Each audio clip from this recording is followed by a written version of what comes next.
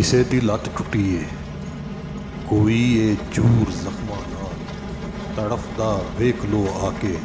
ਕੋਈ ਮਜ਼ਦੂਰ ਜ਼ਖਮਾਂ ਨਾਲ, ਕਿਸੇ ਬੱਚੇ ਵਿਚਾਰੇ ਨੇ ਅਚਾਨਕ ਚੀਕ ਮਾਰੀ ਏ। ਉਹਦੇ ਮੱਥੇ ਤੇ ਸੱਟ ਲੱਗੀ ਤੇ ਕਿੰਨਾ ਖੂਨ ਜਾਰੀ ਏ। ਉਹ ਜੋ ਬੇਹੋਸ਼ ਹੈ ਸ਼ਾਇਦ ਕੋਈ ਫੌਜੀ ਜਵਾਨ ਹੋਵੇ।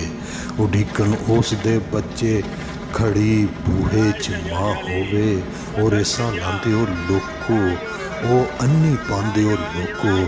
ਤੁਹਾਡੀ ਹੂੜ ਮੱਤੀ ਨੇ ਘਰਾਂ ਵਿੱਚ ਫੂੜੀਆਂ ਪਾਈਆਂ। ਉਹ ਕਲਟੀ ਖਾ ਗਈਆਂ ਬੱਸਾਂ। ਇਹ ਰੇਸਾਂ ਕਿਸ ਲਈ ਲਾਈਆਂ? ਜ਼ਰਾ ਵੇਖੋ ਪਿਛਾਂ ਮੁੜ ਕੇ, ਬੜੇ ਹੀ ਲੋਕ ਜ਼ਖਮੀ ਨੇ, ਬੜੇ ਅਰਮਾਨ ਖਿਲਰੇ ਨੇ। ਇਹ ਸ਼ੀਸ਼ੇ ਨਹੀਂ ਸੀ ਗੱਡੀ ਦੇ, ਕਿਸੇ ਦੇ ਖ਼ਾਬ ਟੁੱਟੇ ਨੇ। ਇਹ ਸ਼ੋਦੀ ਸੜਕ ਨੇ, ਇਸ ਸ਼ੋਦੀ ਸੜਕ ਦੀ ਬਜਰੀ ਨੇ ਜਿਹੜਾ ਖੂਨ ਪੀਤਾ ਏ। ਡਰਾਈਵਰ ਨੇ ਇਹਨਾਂ ਲੋਕਾਂ ਦਾ ਅੱਜ ਹੀ ਖੂਨ ਕੀਤਾ ਏ। ਇਹ ਬੇਕਾਬੂ ਡਰਾਈਵਰ ਤੇ ਇਹ ਰੇਸਾਂ ਲਾਂਦੀਆਂ ਬੱਸਾਂ ਤੇ ਉੱਤੋਂ ਟੁੱਟੀਆਂ ਸੜਕਾਂ। ਮੇਰੇ ਰੱਬਾ ਮੈਂ ਇਹ ਦੁੱਖੜੇ ਕਿਹਨੂੰ ਦੱਸਾਂ। ਇਹ ਰੇਸਾਂ ਲਾਂਦੀਆਂ ਬੱਸਾਂ ਤੇ ਉੱਤੋਂ ਟੁੱਟੀਆਂ ਸੜਕਾਂ।